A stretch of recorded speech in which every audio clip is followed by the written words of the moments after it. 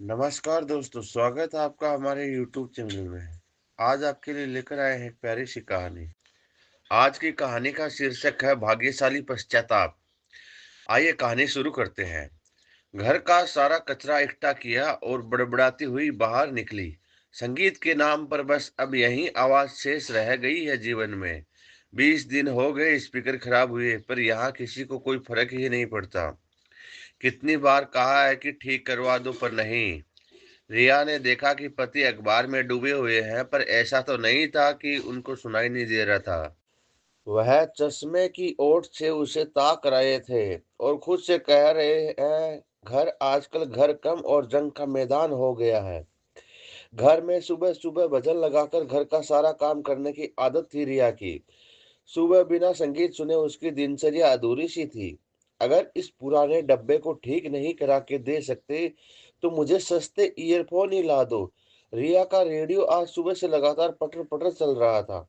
दरअसल कुछ दिनों पहले रिया ने शादी की सालगिरह पर एक तोहफे में साड़ी की मांग रखी थी। रोहित ने यह कहते हुए मना कर दिया कि करीबी रिश्तेदारों में बहुत सारी शादियां हैं, उनके लिए उपहार भी लेना होगा तो बजट गड़बड़ा सकता है। तब रिया खपा थी। आए दिन किसी न किसी बात पर तकरार हो जाती। इसी से बचने के लिए आजकल रोहित ऑफिस के लिए जल्दी ही निकल जाता है। वैसे एक वजह यह भी थी कि ऑफिस में उसका मन ज्यादा लगने लगा था। अच्छी लगने लगी थी सरिता। नई ज्वाइनिंग थी दफ्तर में उसकी। आज तो रोहित और सरिता ने ऑफिस से हाफ डे ले लिया। सरिता को सालगिरह पर खरीदारी जो करानी थी। रोहित पेमेंट करने लगा तो उसका ध्यान पास खड़े राकेश पर गया। राकेश रिया के दूर के रिश्ते का भाई रखता है। राकेश ने तंज कसते हुए कह ही दिया, बहुत शॉपिंग हो रही है जीजू आजकल। फिर कान में फुसफुसाते हुए बोला, दीदी को।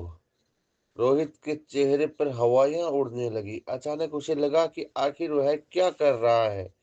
रिया को पता चल गया तो कितना भी झगड़ा हो, पर उसे खोने के डर से ही वह घबरा गया। घर जाने से पहले उसने रिया के लिए एक ईयरफोन खरीदा। घर में कदम रखते ही रिया से कहा, आज बाहर ही पाव भाजी खाकर आएंगे रिया।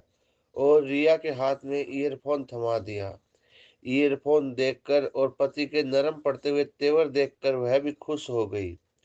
बाइक पर बैठने से पहले ही रिया ने कानों में ईयरफोन ठूंस लिए। इधर वह गाने में खोई थी, उधर रोहित पश्चाताप में अपनी भूल की क्षमा मांग रहा था।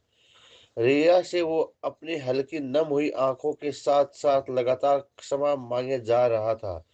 बाइक चलाते वक्त वह गर्दन को मोड़कर जरा देखता, पर उसे समझा न आया कि रिया के कानों में तो ईयरफोन लगे हैं। रिया को महसूस हुआ कि रोहित कुछ कह रहा है, पर उसे अभी सिर्फ संगीत सुनना था।